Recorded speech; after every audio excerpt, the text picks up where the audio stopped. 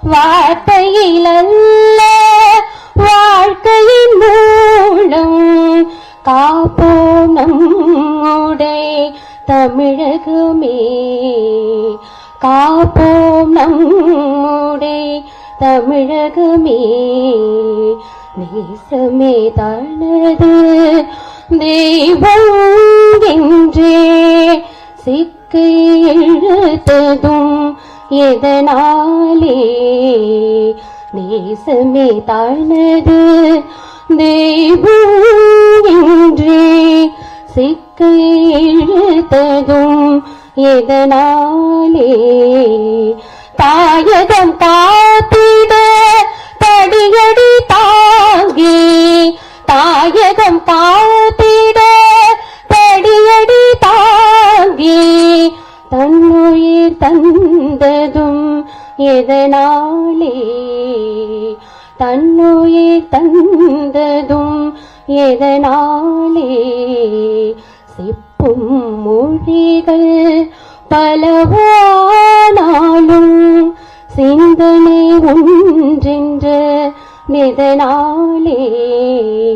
சிப்பும் மொழிகள் பலவானாலும்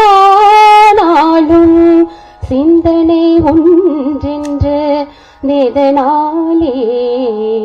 இமயமும் குமரியும் நமதே என்ற, இமயமும் குமரியும் நமதே என்ற உணர்வுடன் வாழ்ந்திட அதனாலே, உணர்வுடன் வாழ்ந்திட அதனாலே.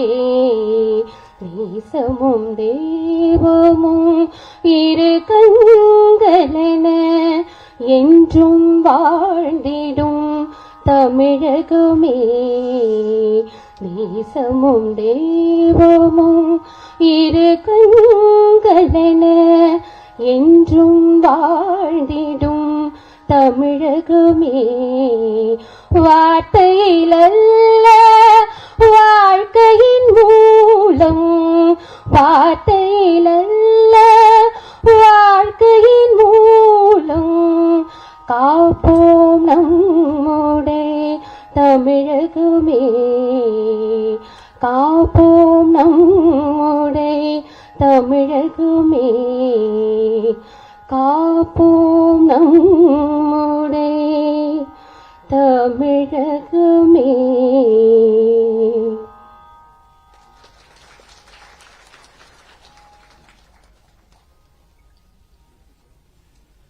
Thank you, Srimati Durga Devi Kumaresan. I now request Sri M. Kumaresan of Center for South Indian Studies, Chennai, to welcome the gathering.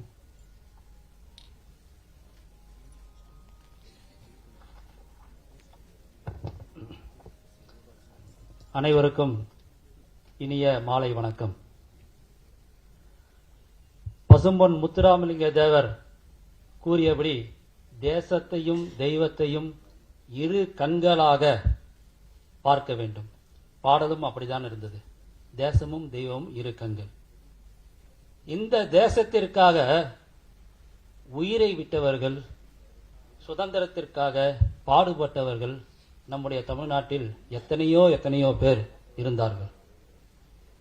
இதே நாள் 1811ஆம் ஆண்டு 1911ஆம் ஆண்டு ஜூன் மாதம் 17ஆம் தேதி இதே நாள் வ.உ. சிதம்பரனாரை 40 ஆண்டு காலம் கடுங்காவல் தண்டனை விதித்த கலெக்டர் அந்த கலெக்டர் ஆஷை வாஞ்சி மணியாச்சி, இப்போ வாஞ்சி முன்னாடி மணியாச்சி ரயில்வே ஸ்டேஷன்ல அந்த கலெக்டர் ஆஷை சுட்டு கொன்ற ஒரு புனித ஆத்மா வாஞ்சிநாதன், அவரோட நினைவு நாள் இன்று. அது மட்டும் இல்லாம ஜான்சி ராணியோட நினைவு நாளும் இதே நாள். இந்த அருமையான நாள்ல வாஞ்சிநாதனை போற்றி இந்த துவக்க உரையை, வரவேற்பு உரையை துவங்குகிறேன். சுதந்திரம் அடைந்து 75வது வருடம் நம்முடைய பாரத பிரதமர் நரேந்திர மோடி அவர்கள் நம்ம நாட்டில் சுதந்திரத்துக்காக பாடுபட்டவங்க எத்தனையோ பேர் இருக்காங்க. அப்படி அறியப்படாத சுதந்திர போராட்ட வீரர்களோட வரலாறு மக்களுக்கு வெளியே தெரிய வேண்டும் அப்படின்ற அறைகூலை அவங்க வந்து விடுத்தாங்க. அப்படிப்பட்ட அறியப்படாத சுதந்திர போராட்ட வீரர்களோட வரலாறு தமிழகத்துல நிறைய பேரோட வரலாறு வெளியே வரணும் அப்படின்னு சொல்லிட்டு நம்மளுடைய தமிழகத்துடைய மாண்புமிகு ஆளுநர் அவர்கள் அதற்காக நிறைய பணிகள் செய்துட்டு இருக்காங்க. நேற்று கூட நம்ம தமிழ்நாட்டில் பல பேர் 81 அறியப்படாத சுதந்திர போராட்ட வீரர்கள் பற்றின புத்தகம் வெளியானது. நமது சென்னை மண்ணில் சமநீதி, அந்த சமநீதிக்காக முதல் குரல் கொடுத்த இந்த புக்கோட பேரு first native voice of Madras. அதாவது சென்னை மாகாணத்தில் சமநீதிக்காக முதல் குரல் கொடுத்த காஜுரு லட்சுமி நரசு செட்டி அவரோட புத்தக வெளியீட்டு விழாக்கு தலைமை தாங்க வந்துள்ள மாண்புமிகு தமிழக ஆளுநர் உயர் திரு R.N ரவி அவர்களை centre for south Indian studies சார்பாக வருக வருக என்று வரவேற்கிறேன். இந்த விழாவிற்கு மேலும் சிறப்பு விருந்தினராக கலந்து கொண்டிருக்கும் மாண்புமிகு நீதியரசர் மேகாலயா மாநிலத்தின் தலைமை நீதிபதி உயர் திரு எஸ் வைத்தியநாதன் அவர்களை அன்புடன் வரவேற்கிறேன். மேலும் அவர்கள் இந்த பப்ளிஷிங் அதில் வந்து ரொம்ப அதிக அனுபவம் உடையவர். அவருடைய தந்தையும் சட்ட புத்தகத்தை வந்து பப்ளிஷ் பண்ணுறதுல அவங்களும் இருந்தாங்க. ஸோ மாண்புமிகு நீதிபதி அவர்கள் சட்ட இதழ் வெளியீட்டிலையும் அவங்க வந்து ஈடுபட்டிருக்காங்க. இந்த புத்தகத்தில் மேலும் இந்த புத்தகத்தோட சிறப்பான ஒரு விஷயம் என்னன்னா, இந்த புத்தகத்தோட அணிந்துரை ஃபோர்வேர்டு, அந்த ஃபோர்வேர்டை மாண்புமிகு நீதியரசர் மாண்புமிகு எஸ் வைத்தியநாதன் அவர்கள் ஃபோர்வேர்டு எழுதியிருக்காங்க. அவர்களையும் centre for south Indian studies சார்பாக வருக வருக என்று வரவேற்கிறோம். காஜுரு லட்சுமி நரசு செட்டி அப்படின்னு சொல்லும் போதே உங்களுக்கு தெரிஞ்சிருக்கும் ஒரு தமிழ் இல்லையே அப்படின்னு. பரவாயில்ல, சென்னை மாகாணன்றது அந்த டைம்ல சவுத் இந்தியா முழுக்க தான் சென்னை மாகாணம், சென்னை பிரசிடென்சி, மெட்ராஸ் பிரசிடென்சி அப்படின்றது. அதனால அவருக்கு பெருமை சேர்க்கணுன்றதுக்காக அந்த சமுதாயத்தை சேர்ந்த தெலகா, பலிஜா, காப்பு கம்யூனிட்டி, அந்த ஒட்டுமொத்தத்தையும் பாதுகாக்கக்கூடிய தென்னிந்தியாவோட ஒருங்கிணைப்பாளர் இருக்கக்கூடிய தாசரி ராமு அவங்க வந்திருக்காங்க. அவர்களும் இந்த புத்தக வெளியீட்டு சிறப்பு விருந்தினராக வந்திருக்காங்க. அவர்களையும் வருக வருக என்று வரவேற்கிறோம். மாண்புமிகு பாரத பிரதமர் கூறியபடி அறியப்படாத சுதந்திர போராட்ட வீரர்களை பற்றின வரலாறு எடுக்கணும். சரி, நாமளும் ஏதாவது அதில் ஒரு பங்கு இருக்கணும் இல்லையா? அதனால centre for south Indian studies அப்படிப்பட்ட நபரை தேடிட்டு இருந்தோம். அப்போதான் எங்களுக்கு தேடிட்டு இருக்கும்போது சமநீதிக்காக குரல் கொடுத்த ஒருத்தர் சென்னையில் இருந்தார். அவர் யாரு அப்படின்னு பார்க்கும்போது இந்த படத்தில் இருக்கக்கூடிய காஜுரு லட்சுமி நரசு செட்டி, அவர் சமநீதிக்காக குரல் கொடுத்தாரு அப்படின்னு எங்களுக்கு கொஞ்சம் கொஞ்சம் விவரம் தெரிஞ்சது. இந்த பணியை வந்து யாரை வச்சு பண்ணலாம் அப்படின்னு சொல்லி நாங்கள் தேடிட்டு இருந்தோம். அந்த மாதிரி தேடிட்டு இருக்கும்போது சென்னையில் ஹைகோர்ட்டில் இருக்கக்கூடிய வழக்கறிஞர் ஒருவர், அவரும் வந்து இந்த சமநீதிக்காக நம்ம வழக்குக்கு ஒருத்தர் தேவைப்படுது அப்படின்னு சொல்லி அவரை தேடிட்டு இருந்தார். அவருக்கும் இந்த படத்தில் இருக்கக்கூடிய காஜுரு லட்சுமி நரசு பற்றி கொஞ்சம் தெரிஞ்சிருக்கு. கடவுள் அருளால சென்டர் ஃபார் சவுத் இந்தியன் ஸ்டடீஸும் அவரும் இணைந்து கடந்த 1.5 வருஷமாக இதற்கான ரிசர்ச் பண்ணி இப்படிப்பட்ட ஒரு அருமையான புத்தகத்தை தயார் பண்ணிருக்கூடிய இந்த புத்தகத்தோடைய ஆசிரியர் திரு பா ஜெகநாத் அவர்களை வருக வருக என்று வரவேற்கிறேன்.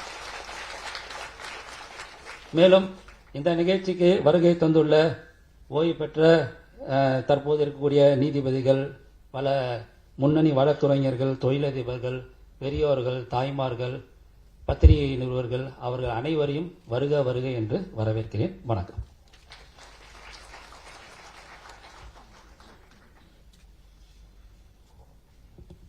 Thank you, sir. It's time to honor our dignitaries on the dais. May I request Shri Sandeep Kumar, Director of Center for South Indian Studies, to kindly felicitate the Honorable Governor. Please, Mr. Sandeep Kumar.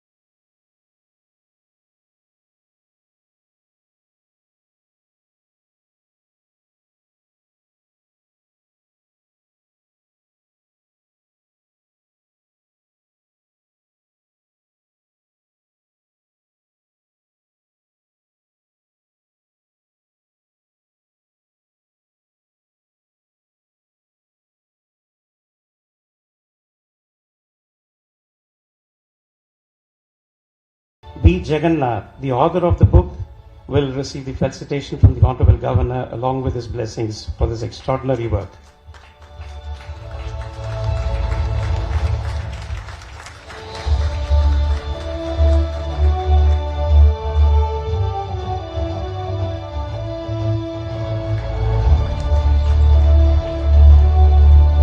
Thank you, His Excellency, for the kind gesture.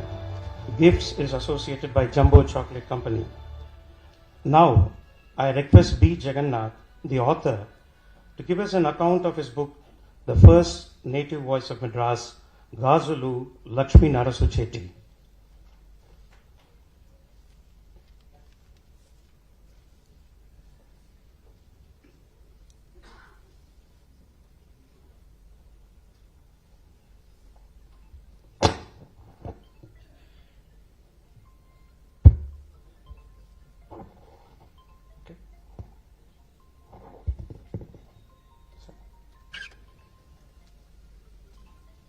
Your Excellency, Honorable Governor of Tamil Nadu, Shri R.N Ravi ji, Honorable Sir Justice Vaidyanathan, the Chief Justice of Meghalaya High Court, Shri Dasari Ramu, Shri Kumaresan ji, Sandeep ji of Center for South Indian Studies, and also I would like to thank at this point of time Shri T.S. Krishnan, who is not present here but who has been kind enough to give us the foreword for the book. He is a great grandson of Subramanya Shiva. I will also at this point of time would like to thank Shri Ravi, who is the former chief editor of the Hindu publication group of companies, and never the least my senior Shri R. Muthukumar Sami, who is not here with me to thank you so much for coming here in large numbers. With regard to the book, I would like to start by stating that we have taken research from the Tamil Nadu archives through the Right to Information Act. We have taken research from the British Library in London. We have also taken research from the Imperial Library, which is now called as the National Library in Calcutta. And we have also taken research from the Kannimara Library, which is in Egmore. Now, with regard to this honorable gentleman whom we have over here, whom we are celebrating today, our freedom fighter, Gazuru Lakshmi Narasu Chetty, I would like to just start by stating that not many people in Tamil Nadu know about him, because it has been a systematic effort to erase and completely eradicate the person's existence from our memory. Now, if you see the date, these dates are very important. On 11th of November 1839, there was a petition which was drawn by nearly about 70,000 inhabitants who are native Indians, which included Hindus, which included Muslims, which included the limited number of Parsis who were in Madras at that point of time. That petition, that scroll, is even now available today in the India Office records in the British Library in London. And that petition had about 70,000 signatures. It was addressed to Lord Elphinstone. It asked for 5 things. Number 1, better representation for us Indians in government jobs, and most importantly with regard to education. Number 2, the pledge of religious neutrality when it comes to native education in Madras. Number 3, the most important thing, is with regard to elimination of any kind of proselytization or any other attempts of that sort when it comes to education in Madras. Number 4 was to give us better facilities, because we didn't have at that point of time better educational facilities. So they requested the government at that point of time, the British government, to give us better educational facilities. Point number 5 was to ensure that we as natives get our own individual identity so far as the native education is concerned. What happened after that was Lord Elphinstone, the then governor at that point of time, responded, and 3 things happened. Number 1, the will of Pachayappa till then was not probated. It was then probated, and the Pachayappa institution, as we know right now, which is a beacon of hope for the native people at that point of time, was inaugurated. Number 2, we had what we know right now today as Madras University. Next time if anybody says to you that Madras University was as a result of the benevolence of the British, it is wrong, because it was as a result of the 70,000 signatures which was given by our native people. I have documentary evidence for that. We have stated that in the book, which was given to us through an email from Steve Trevana, if I've got his name correct, Scott Trevana Connors, who is a history professor in University of Cambridge. Point number 4, in addition to all of these things, we as natives were for the first time allowed to establish our own native institutions to have English education. Pachepa High School at that point of time was started as a beacon of hope, and we know today the Pachepa Charities is there right now. After this, what happened was in 1844, Gazaru Lakshmi Narasimha Chetty was at the pioneer because he was born to a very rich and wealthy family. His father Sidhuru Chetty was the founding native member of the Madras Chamber of Commerce, along with Bidni, Arbuthnot, and the directors of the Madras Bank. He was one of the most wealthiest Indians at that point of time. In 1844, in October, he started something which was revolutionary and far ahead of his time, which was the Madras Crescent newspaper and the Hindu press. Rightly so, he has to be acknowledged and revered as the father of printing press and newspapers in Madras. It was in 1844 when he had launched this, and we have documentary evidence which we have taken from the archives of 1848, where there's a letter from the Postmaster General which is sent to the Chief Secretary, where we can see the circulation of the Madras Crescent newspaper is 10,500. Imagine this for a moment. There is no electricity, there is no telephone, there is no telegraph, there is no computer, no email, no WhatsApp, nothing. At that point of time, in 1848, to have a circulation of an English newspaper with more than about 10,500 is no mean joke. So that is what this person whom we see over here in the portrait, this great son of Bharat, has done. That is why we have kept the book's name, The First Native Voice of Madras. What happened after that was the missionary, the Christian missionaries at the point of time. I'm talking about the British Christian missionaries, not the Indian Christian missionaries. The British Christian missionaries at the point of time, along with the government at that point of time. The governor at that point of time was Marquis of Tweedledale. They had a tacit agreement, and they did something which was enormous, which was to introduce Bible as a mandatory curriculum in all government and government-aided schools in Madras. On 7th of October 1846, there was a huge meeting which was presided over by Gazaru Lakshmi Narasimha Chetty, and the signatures alone were 12,000 signatures. The matter was debated in the House of, it was sent to the House of Commons in England. The matter was debated in the House of Commons, and after much protest and so much of memorials being sent to the House of Commons, Marquis of Tweedledale had dropped the idea of introducing Bible as a mandatory curriculum. At this point of time, there was one English gentleman who was there called as Henry Chamiers. We all must have known the Chamiers Road which we have over here in Madras. Henry Chamiers was a member in the governing council. His father was the chief secretary of Madras. He wrote 3 dissenting minutes against the governor, stating that the natives of this country deserve better education minus this superimposition of religion. We have a pledge to maintain religious neutrality, and we have to do that, is what Henry Chamiers wrote. After that, seeing what all was happening in Madras, Gazaru Lakshmi Narasimha Chetty, following the footsteps of the British Indian Association, on 26th of February 1852, had started something which was a very revolutionary thing at that point of time, which was a first political movement in the history of Madras, the first organized political movement in the history of Madras. It is called the Madras Native Association.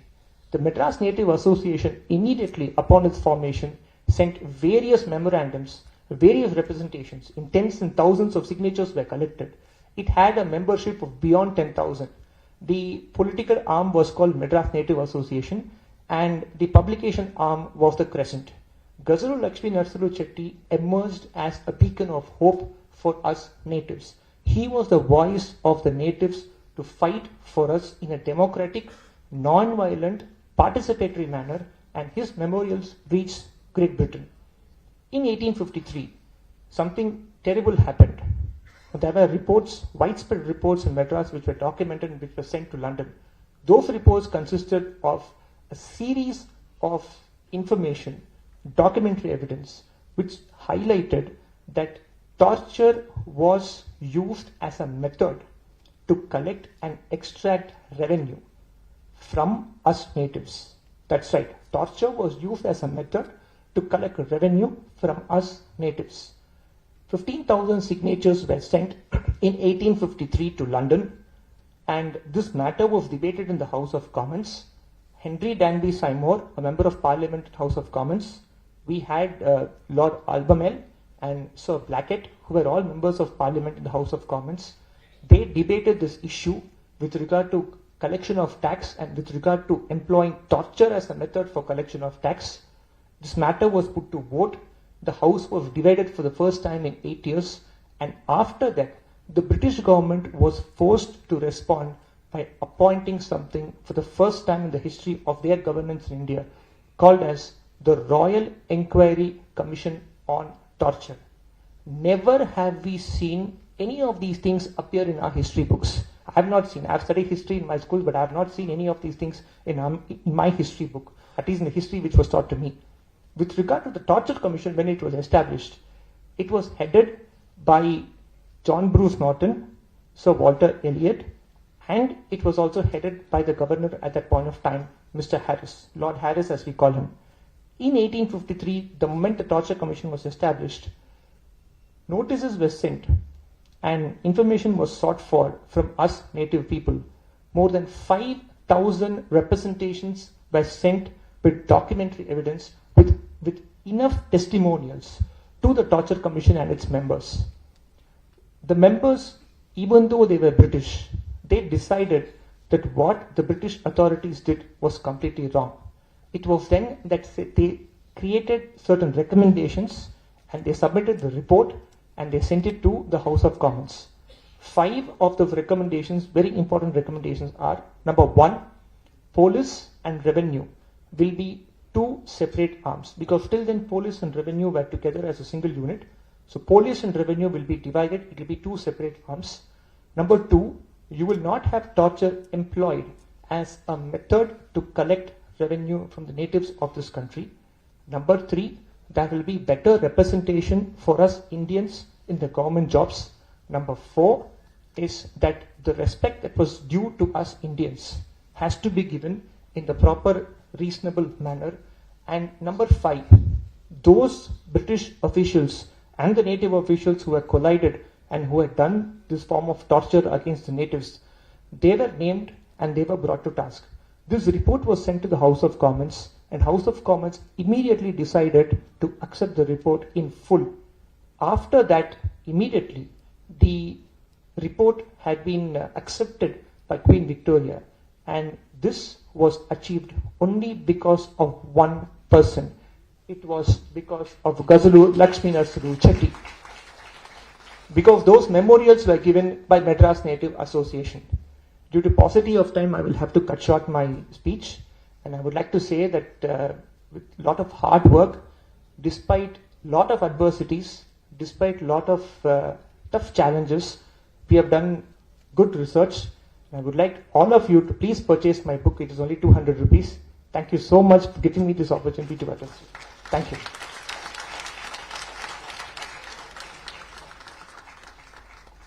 His Excellency, Governor of Tamil Nadu, my dear friends on the dais and off the dais, a fine evening to all. I have immense pleasure to participate in this book release function. I congratulate Mr. Jagannath for having authored the book, The First Native Voice of Madras, Gazalu Lakshmi Narasimha Chetty. First of all, let me tell you that a book which helps us to develop our knowledge and transports us into a different world is a real treasure. What cannot be explained by a human mind can be taught by a book that must be preserved like a valuable ornament. A voracious reader of books will generally be strong enough in speaking languages fluently and communicating to others spontaneously without any hesitation. A book is the best companion for self-learners to receive more and more information on all issues and topics. According to me, an ornament alone is not a treasure, but a library consisting of good books is also considered to be a treasure trove which is inexhaustible. Whenever negative thoughts haunt our mind, reading a good book gives us peace, consolation, and moral support. A book is always our finest guide and also an inspirational and moral supporter. As outlined by George Martin, an American novelist and a short story writer, a reader lives 1,000 lives before he dies. The man who never reads lives only once. A joy of reading books cannot be described in words. It is something that one can understand only by actual experience. Irrespective of the subject matter, books have the significant role and power to induce our imagination, evoke emotion, and broaden our perspectives. When one spends hours and hours reading a book, creating a world with different characters in his mind, his imagination powers are sure to get a boost. Upon reading books, one will never get bored, even being alone for a long time. Reading books is the best medicine to kill boredom. It makes one understand his thoughts and emotions more clearly. It makes one realize who he really is and makes his life more meaningful. It will make one a better thinker and a better man. Insofar as the work of Mr. Jagannath is concerned, though he is an advocate by profession, he has not limited his skill only in advocacy and merely appearing before the court, but toiled to write a book on hidden figure in the society like Gazulu Chetty. I am aware that writing a book and composing the same is not an easy job. Just writing a book will not serve any purpose, and the character being introduced by the author must be packed with sufficient information so that the reader can easily visualize that person. Such an attempt could be achieved by providing detailed descriptions of the character's traits. The book that is released today is a book on Gazulu Lakshmi Narasu Chetty, who, being a freedom fighter, was the first Indian in a Madras presidency to establish, own, run a printing press as found by the author himself through various historical documents. I really congratulate Mr. Jagannath for bringing out a fine portrait in the memory and honor of Gazulu Chetty. Due to paucity of time, I have not gone through the entire book. In Tamil, there is a proverb that "Oru paanai sothirkku oru soru padam," which means that to test whether the rice in the pot is cooked properly, it is enough to test the single rice for the desired level of cooking. Likewise, I peruse few chapters of the book, namely Regime of Torture, Testaments of Torture, Honorable G.L.N. Chetty, and the like.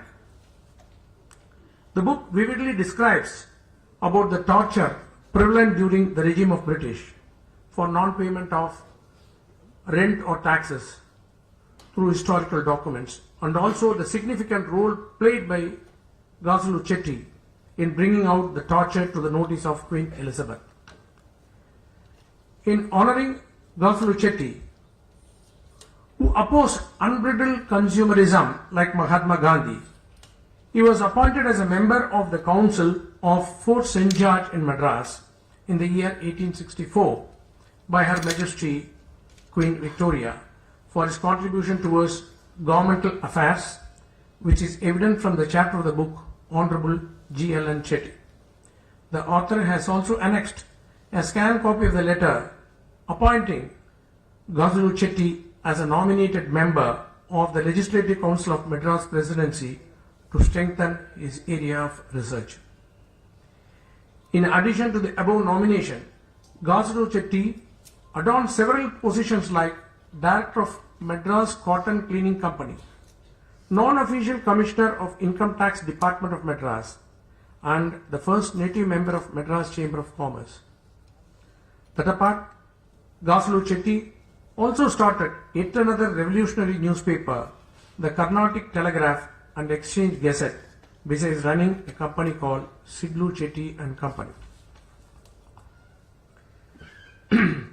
Gazulu Chetty's patriotism and his commitment for development of the motherland and its citizens was instrumental in changing the policies and systems by the British government, such as Constitution of Torture Inquiry Commission, a demand for a separate police force in India, and so on. The author of the book, Mr. Jagannath, with utmost care and caution, carved each and every line with sufficient material proof so as not to give any room for criticism and without twisting the historical truth. But for him, the Gazulu Chetty would have become a forgotten fighter in the early history of Indian independence. The names of unsung heroes like Gazulu Chetty should not be left unremembered. It is time that we at least have them in our consciousness, if not in our books.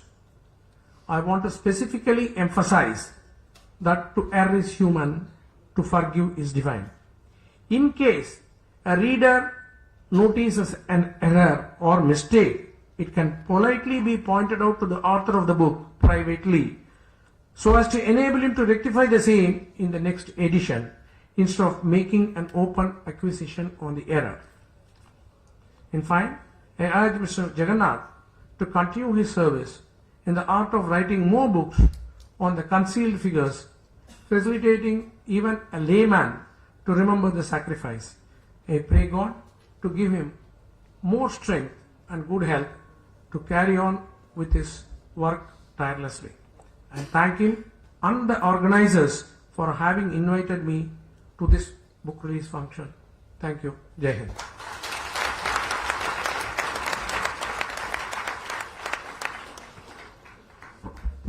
Thank you, Honorable Chief Justice.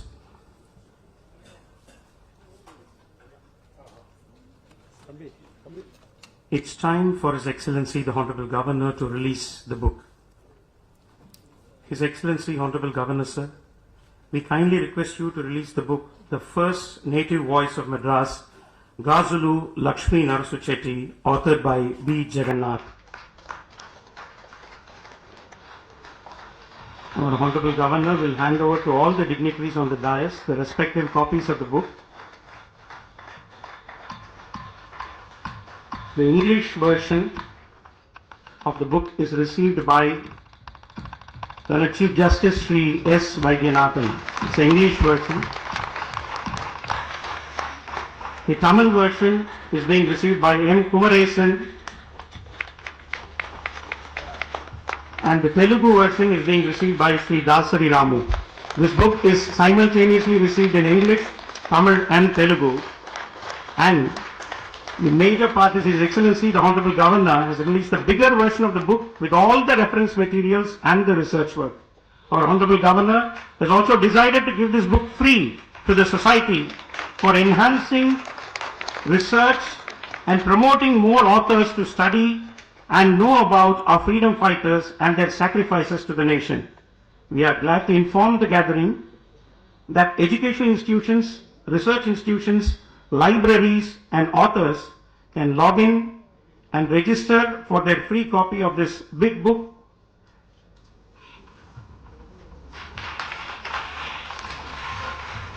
It is being presented by the Honorable Governor himself to the society. It has all the references and the research work.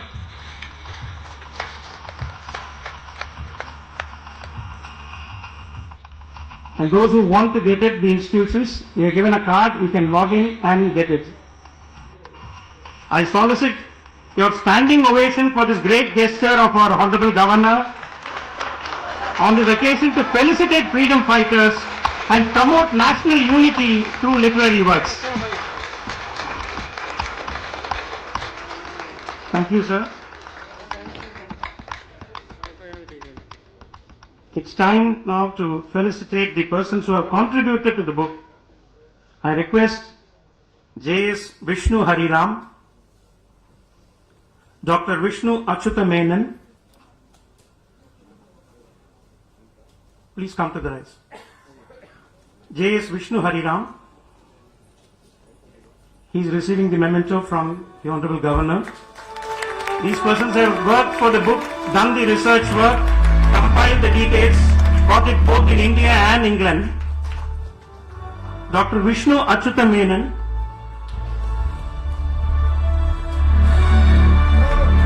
Vishnu Achyuta Menon.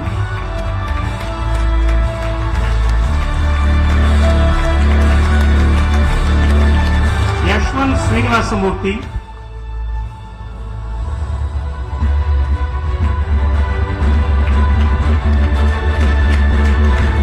He's a student of law. R.C. Wilson and Setu Raman.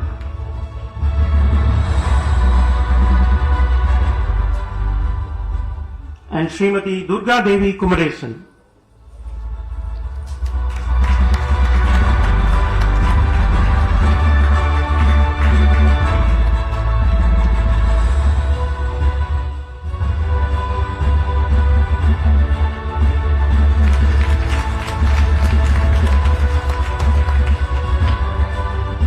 And on this occasion we have a special mention about the help extended by Maureen Hart of British Library India Records Office, London, Scott Travanor Connors, History Department, University of Cambridge, and the staff of D section of Tamil Nadu Archives and Historical Research Office, Egmore.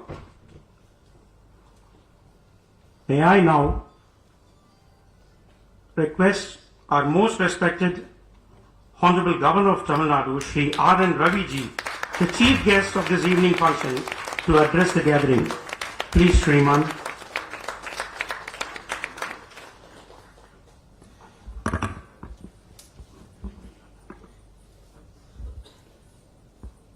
Most respected Justice S. Vaidyanathan, the Honorable Chief Justice, Meghalaya High Court,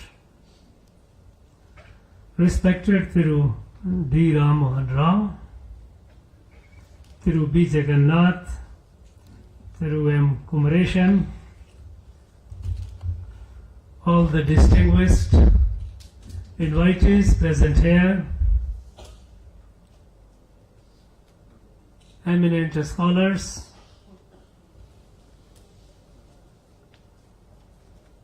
fellows of Center for South Indian Studies,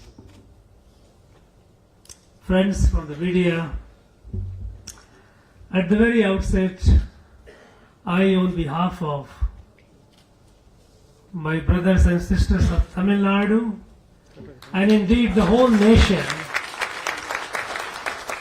pay my heartfelt, humble tribute to the great martyr Vanchinathan.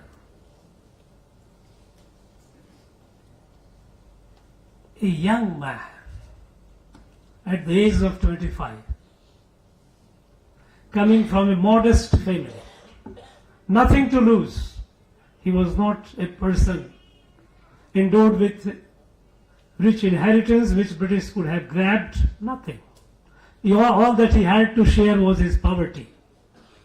But yet, he could not bear the atrocities of the British. And you know, in Tirunelveli, the place where that was the epicenter of the beginning of atrocities. The first British military camp was established near Tirunelveli, Palayamkottai. Even in 1806, Vellore rebellion, most of the troops were from Tirunelveli because they were carrying their scars. And this young, great person could not bear the suffering of his people at the hand of atrocious foreigner. And so, he assassinated the district collector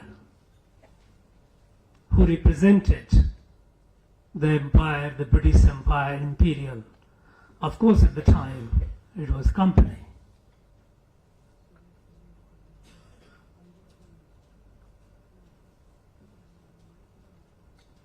Friends, yesterday, in our state, in hundreds of colleges, we celebrated Jambudvip Pragadanam, because great Mardu Pandyas, not only brave warriors but great visionary, who revealed that a strategic document, Jambudvip Pragadanam, giving a call not only to the rulers, numerous, but to the people of all communities, people of Bharat, to the Indians who were serving in the British military,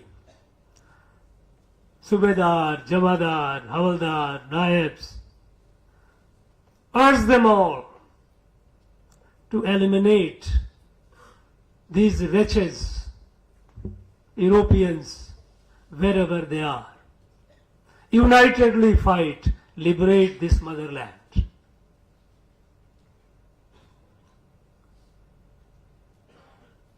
They were martyred on 24th of October. That is the martyrdom day we will observe. But yesterday was that visionary revelation of the visionary document, and we observed it all over the state. Friends, here the tragic story is that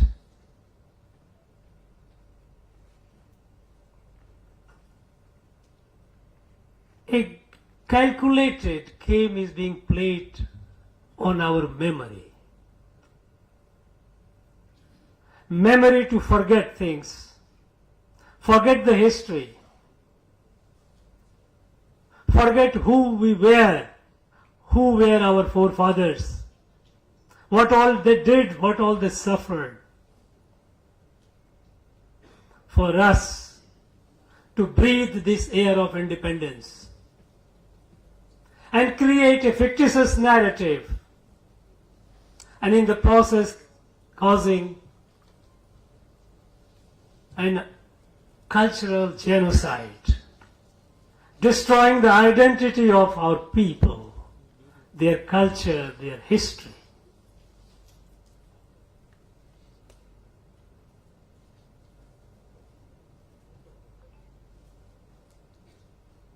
Advocate Jagannathan said he read something in the history he could not read as far as he is concerned. I say with confidence, as a chancellor I have reviewed this curriculum of all the universities in my state. There is near blackout of national freedom movement.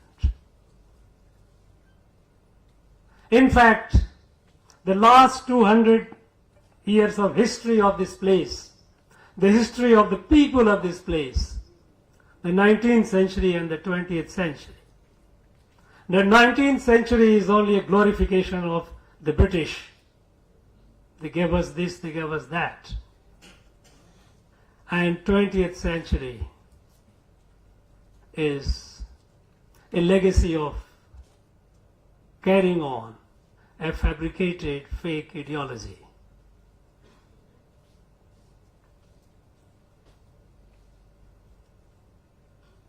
When the Center of South Indian Studies, they took up the project, and Advocate Jagannath, he produced the book Unlike Justice Vaidyanathan, I can claim I have read from page to page.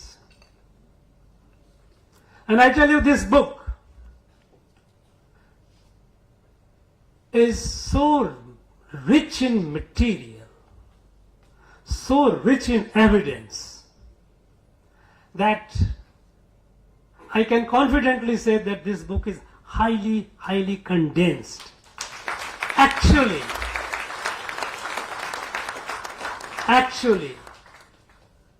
this book carries the seeds for multiple books where it has to be elaborated. The atrocities that the British committed on our people and how our people responded. In our whole country, whole Bharat, all over, British could not capture 1 inch of the territory without fight. People fought, gave their life. Here, yesterday while we were observing this Jambudvip Pragadanam Divas,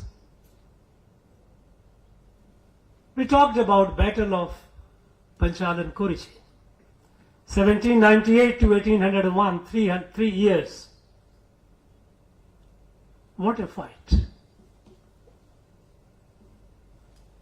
Thousands of our people gave life. It's the story all over the country.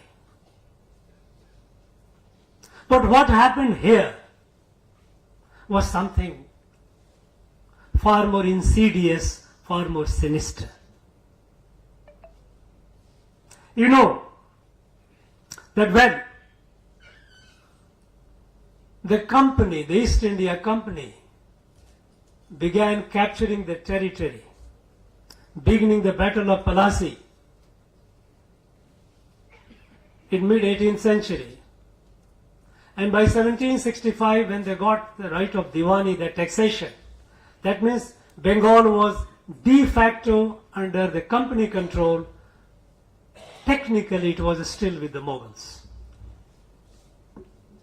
And at that point of time, Robert Clive, who was the governor of Bengal,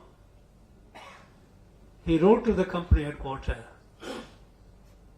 that we are a trading company, our USP, our competence lies in trade. Now we are capturing territory. Administration is not our forte, we don't know how to do it. So he suggested that British government should take over. The matter was hotly debated,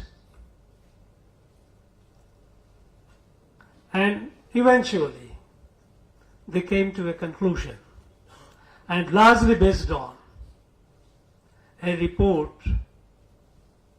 by the advisor to the colonial affairs, advisor to the British government on colonial affairs, because British had begun the experience of colonizing. They had colonized North America. They had colonized some other territory in the world. So they had the experience. They had an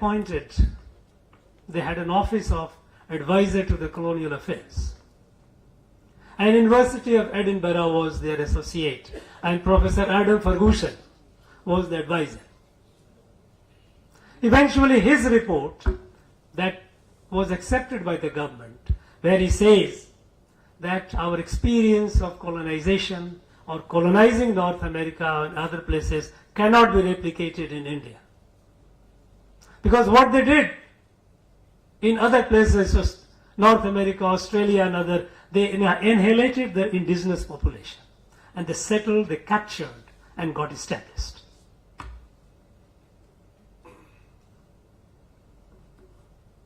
Adam Ferguson said it is not possible in India. Not possible in India because, first of all, it's large population.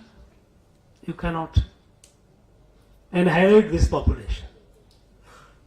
And the most important, point that he mentioned, or he brought the attention of the British government, was this country, though ruled by numerous rulers, at the level of society, the country is united. If you do something in one part, there will be reaction in some other part. And we know it happened. Take, for example, 1905, when the British partitioned Bengal on communal line. It was a partition of Bengal. But the fire broke out here in this land. It was that partition that provoked great V.O. Chidambaram Pillai to join the freedom movement. Not many people came on the street. It is not acceptable. They could have kept quiet. Something happening in Bengal, why should they bother about it? No. What Ferguson said was right. That though there were numerous rulers and kings, the people at the level of society, Samaj, there was unity. And that would, action at one point will have reaction all over. So you cannot replicate the model of colonization which you have had elsewhere. On India it is not possible. And then he said that what should be the objective of the British Empire? And further, before that he said, since you cannot replicate the experiment, so what should be the objective of the British Empire? The empire's objective should be transfer of, it is their word, it's not my word, transfer of as much wealth as speedily as possible from India to England. Number one. Number two, make the empire as enduring as possible. And then he said,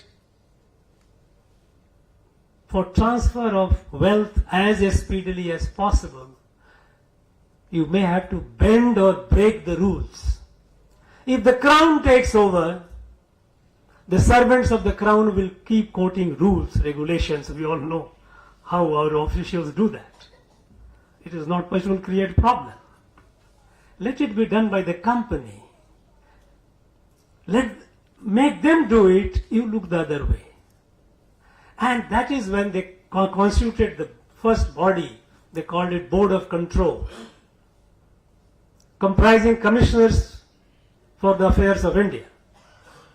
And the first president of that was Henry Dundas, very close to the British Prime Minister. And they started running the company from behind. And then to make the empire as enduring as possible. How do you make the empire as enduring as possible?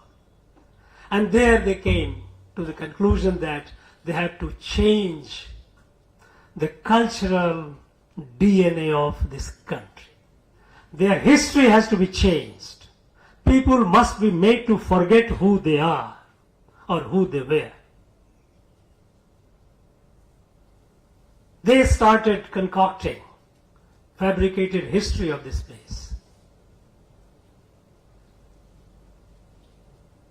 They conducted detailed study of indigenous education system. And here, in Madras Presidency, at the time, Munro was the Governor General. In June, 25th of June, 1822, he sent a letters to all the district collectors in the presidency, in Madras Presidency, to collect the details of native education system. And the form that he prescribed was pretty elaborate, taluk-wise. How many schools, how many institutions of higher education, they called it colleges. Students, community to which the students belong, male, female, teachers, the cost of education, the children, the students, how much they had to pay, Teachers, the salary of the teachers, a detailed, exhaustive study. And the collectors did a faithful job. They gave their report. The reports are here in archives for anyone to see. And you read it. What a robust education system that we had. I give you an illustration. North Arcot district. Within a year, all the collectors submitted their reports. North Arcot district, William Cook was the collector. On 3rd of March 1823, within 9 months, he submitted the report, taluk-wise. And you know, the data that comes out is voluminous data. There were 630 schools and 69 institutions of higher learning, which they called colleges, in North Arcot district. As students, as they said, come. Those days there was no such caste consciousness, by the way. Even if you read the Jambudvip Pragadanam, Marvi Pandyas, they have mentioned Brahmana, Kshatriya, Vaishya, Shudra and Musalman, all unite. There was no caste. And in this survey, since I am giving you the detail of North Arcot, William Cook's report, in the 630 schools and 69 colleges, there were 1,117 Brahmins, 630 Vaishya, and 4,888 Sudras. The notion that Sudras were not participating in education, all that you need to do is get into their records. We have become intellectually lazy. All these are records I am not getting from, I don't have a magic wonder figure. I have dived the archive. These are reports available.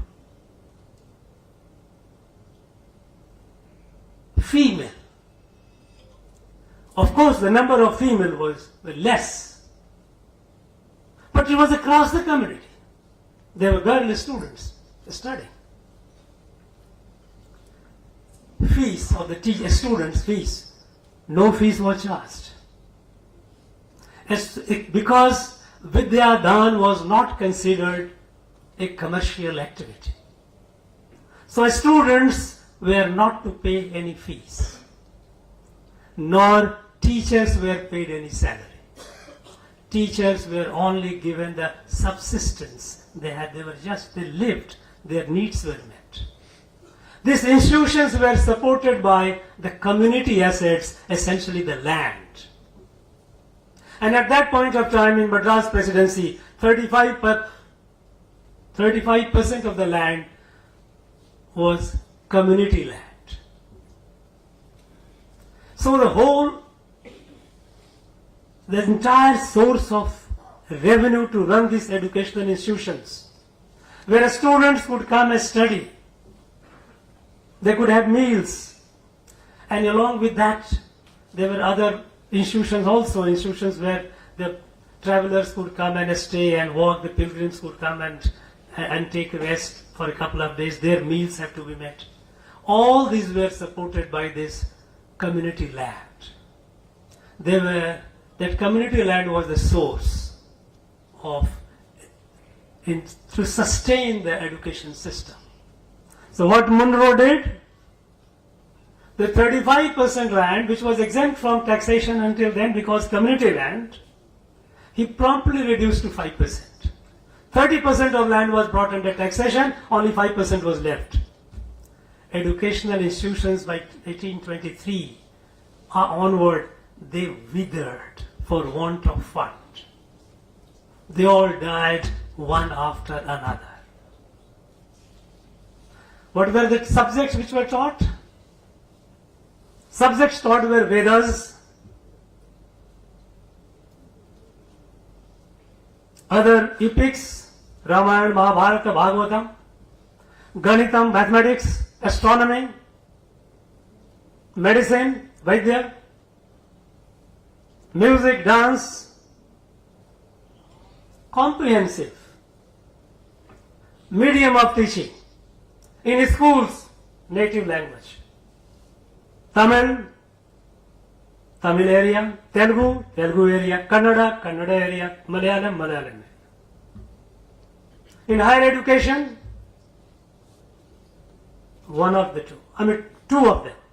Tamil, Sanskrit. Telugu, Sanskrit. Kannada, Sanskrit. Malayalam, Sanskrit.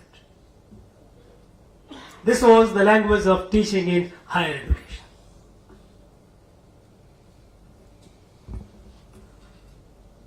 Systematically, all were destroyed, all were killed.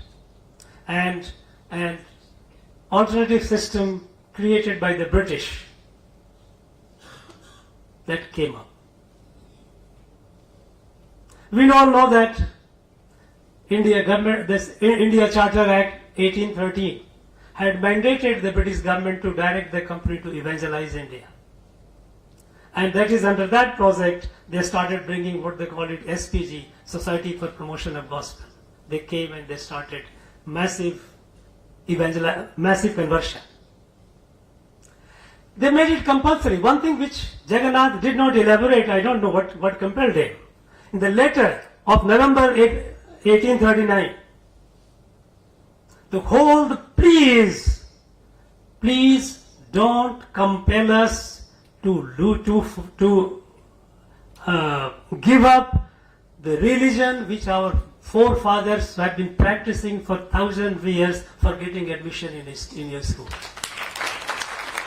The core issue was that, because they had made it compulsory, that for admission, native schools, native colleges were closed. Is admission here? You have to change your faith.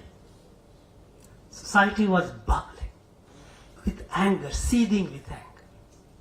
It was in that backdrop that a great man, Gazalur Lakshmi Arasachetty, he came up and he took this initiative,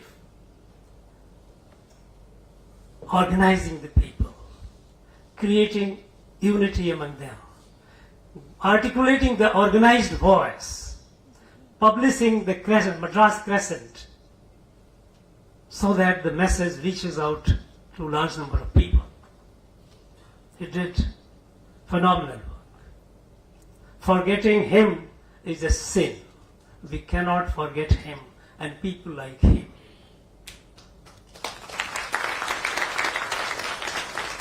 But friends, also, this entire 19th century is like black box. Hardly any work has been done. That was the period of ferment.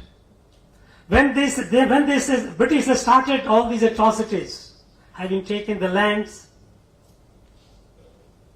heavy taxation, farmers were suffering acute distress, people were giving up their farming, migrating to places here and there. Schools were closed, educational institutions were closed. Conversion was at the peak, forced conversion.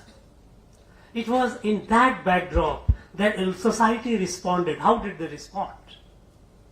A few illustrations. I am not an expert. I only got to a few cases, but I leave it to the people here to experts here, to students and scholars to do the research. It was in that backdrop that great people emerged, like Vallalar, Ayya Vaikuntha. All these people started the movement to save the society in their own way. They started also educational institutions, parallel education institutions. Vallalar started a number of education institutions where he made Tamil, Sanskrit and English 3 subjects. Today, of course, Sanskrit is banished from all the universities, all the state universities. There is hardly any Sanskrit. Department exists only on paper. This 19th century was the period of maximum suppression, maximum oppression. Another thing, which is completely unresearched, not talked about. Several hundred thousands of our people were forcibly taken from our land, largely from South Tamil Nadu, as slaves, as indentured laborers to work in British colony in Sri Lanka, Malaysia, Burma, Mauritius, Fiji. Through inducement, intimidation, coercion, kidnapping. There was slave market. Something like this happened also in the northern part. When the British discovered the tea in Assam, they wanted laborers. That was not the time when we had mechanized economy. Human labor, animal labor, these were the things, assets. These were the capital for the production. And when they found it, they took 500,000, over 5 lakhs Adivasis from central India, what is today Jharkhand, Odisha and Chhattisgarh. Took them again as slaves. And when they started taking, I don't know how many of you have read Alex Haley, The Root. That is when the colonizers in America started taking the slaves from Africa. It was worse than that. But the slave trade to the northeast of India, Assam, is documented. How the people were taken through all this inducement, coercion, kidnapping, false promises, trapped, and how they were intermediaries, labor sardars. And how the labor hordes, where you sell vegetables, they used to sell labor. And the people used to be paraded on this platform, stripped naked, and the buyers used to look at the teeth and the body, whether the person is healthy, and put the price. This is how our people were treated, and this is how our people from this land were treated when they were taken to the British colony. Why have we not studied it? We call it migration. What a wonderful term. Why do you have to call it? Why don't we accept it fact? It was forced slave trade. This again happened in 19th century. These are areas which we have not studied. And what happened in 20th century is nothing but a continuation of the 19th century. In other names. I was going through the curriculum syllabus of my universities, history, political science, literature.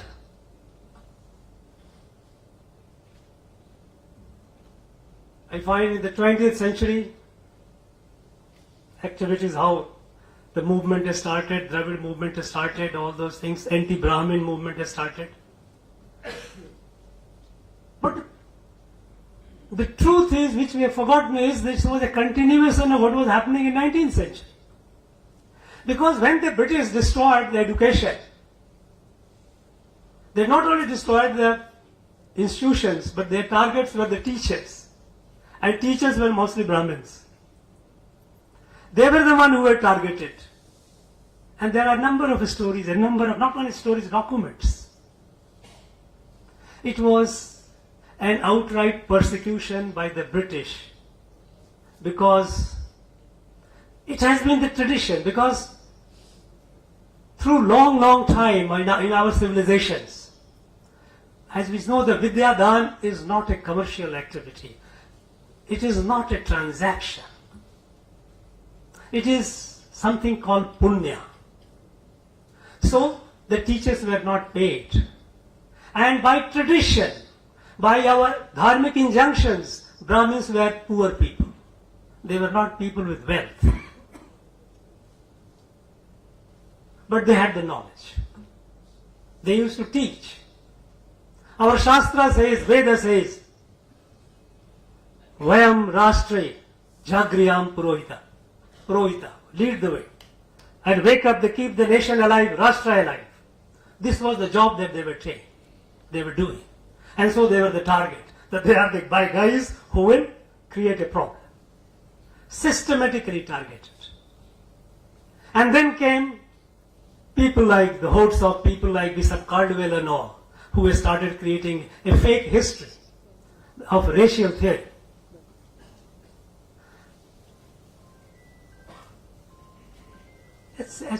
I have said it on some other platform. This man was a school dropout. He could not even pass his school education. Somebody said that he got his doctorate. I said, well, you got hundreds of doctorate honorary. It is not I like to say his thesis. And if you say that the grammar of Dravidian language is a thesis, it is a bunkam, it is a nonsense. It cannot be a thesis. He was made a philologist by vested interest. And that became the document to create the racial divide in our country. And so here are people, some people, those who have been the beneficiary of this. And this is what they continue. When the 20th century came and the national consciousness started consolidating. Your language is different. This year, on this Republic Day, Rajbhavan published an invitation card. We say, Kudiyarisu Dinam. Somebody comes and says, Sir, Dinam is not a Tamil word. It is not a Tamil. I say, is it so? No, sir. Then why we have Dinakaran, Dinamani, Dinatandi, Dinamalar? We every day say Dinamum. Why? Why this hatred? And then the people say, we are not Indian, India is not a nation. Somebody says, Indians are Africans. Somebody says, Chinese, Arabians. Now this is a very dangerous thought. This is a highly divisive. We need to bring the truth out to the people.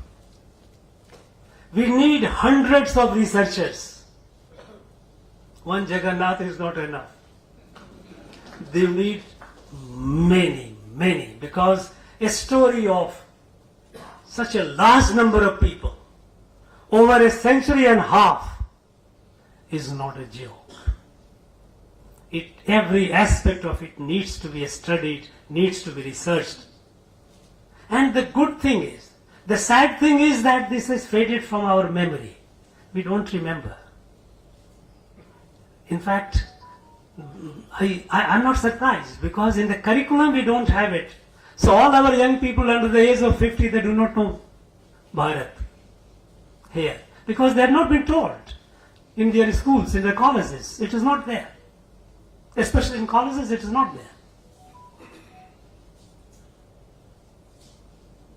Even though it has faded from our memory, we might have forgotten the numerous freedom fighters and the martyrs who gave their life. But the good thing is, or the saving grace is, that the documents are available. All that we need to do is commit ourselves, dig up those documents, do the study, do the research, publish it for the sake of it. It cannot be erased, and we must do it. Because at stake is the integrity of the nation.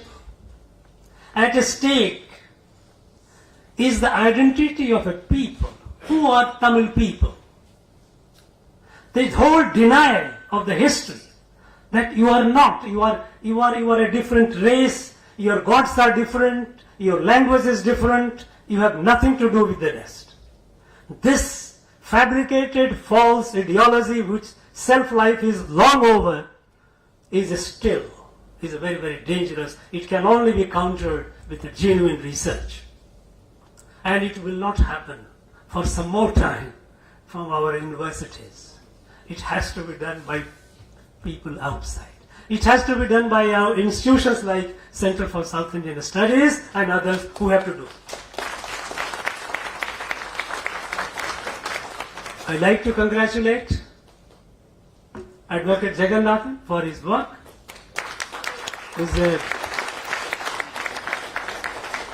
If you read the book, I feel that way, that it will inspire you to do some work, to know more about it, because it is a catalyst. It is not just a compendium of documents and facts, but while going through it, it will provoke you. It will pique your interest to know more. And I am sure some of the readers would take up the work of doing further research also. That would be a great service to our people, to our civilization, to our culture, to our nation. Thank you very much once again. Jai Bharat.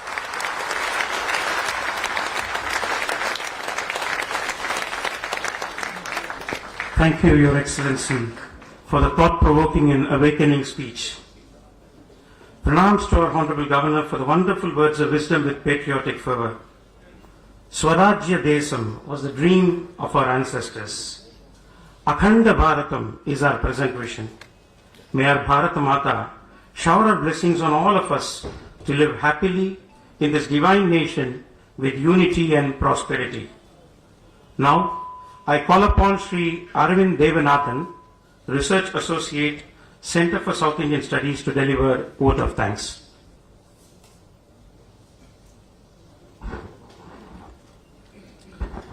Distinguished guests, dignitaries and esteemed audience, as we come to the close of this memorable event, it is my honor and privilege to extend a heartfelt vote of thanks on behalf of Center for South Indian Studies. Firstly, I would express our humble and deep gratitude to our chief guest, R.N Ravi Avargal, Honorable Governor of Tamil Nadu. Thank you, sir, for gracing this event and for your invaluable support. I extend my thanks to the guest of honor, Honorable Chief Justice of Meghalaya High Court, S. Vaidyanathan Avargal. We are deeply honored by your presence, sir. To Dasari Ramohan Rao, South India Convener of Telugu Balija Kappu Joint Action Committee, we are grateful for your attendance and support, sir. Our thanks to Advocate B. Jagannath, the esteemed author of the book. Your dedication and scholarship in bringing to the light the life and legacy of such a significant figure in our history is truly inspiring. Your book will undoubtedly serve as an invaluable resource for generations to come. We also wish to thank the publishers Samit Prakashan and Media Private Limited and Madhav Mudra Press for their meticulous effort in bringing this book to fruition. We extend our gratitude to all the judges who have graced this occasion with their presence. Special thanks to P.N. Rajarathinam Pillai Kalayarangan